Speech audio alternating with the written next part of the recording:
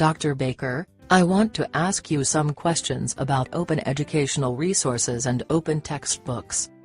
What are your greatest concerns about use of openly licensed educational content, commonly referred to as open educational resources?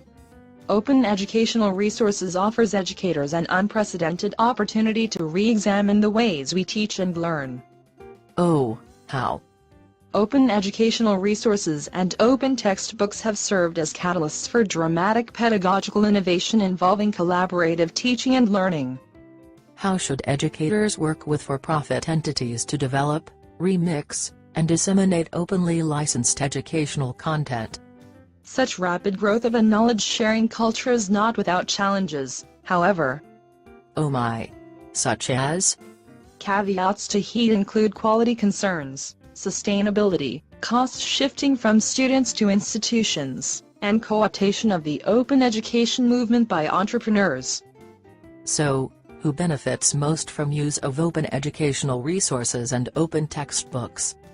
The open education movement lowers costs for students, and allows informal learners to gain easier access to knowledge. Well then, who benefits least from use of open educational resources and open textbooks? Institutions bear much of the burden of cost shifting, from students paying for textbooks, to faculty and institutions needing to modify and accommodate the change. What type of licensing for the learning content created by faculty best serves the greatest number of stakeholders at colleges or universities?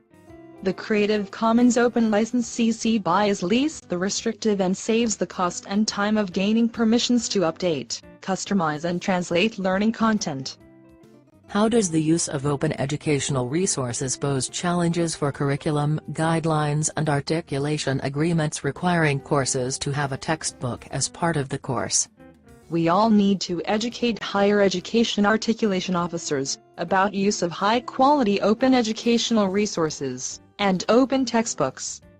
What are potential accreditation-related issues regarding the use of open educational resources and open textbooks?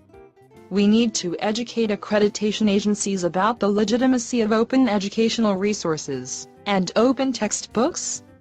How does open licensing for use of learning materials and textbooks impact how you teach and learn?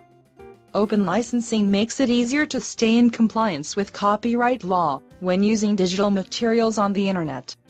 How should educators work with for-profit entities to develop, remix, and disseminate openly licensed educational content? Educators should exercise caution to avoid vendor lock-in and the pitfalls of freemiums. Should we promote the use of open textbooks that involve advertising or marketing of for-profit companies? Educators have an obligation to separate the learning process from product marketing, in order to avoid distractions and the appearance of endorsement of questionable products. What is an effective way to integrate use of open educational resources on your campus? You could form a community of practice. Gain buy-in from stakeholders. Establish a task force. And use surveys to get information about open educational resources. What role should faculty, students, and higher education institutions take in the open educational resources movement?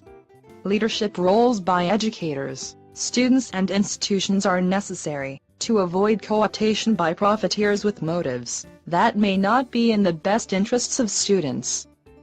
Thank you for sharing your thoughts with us during Open Education Week.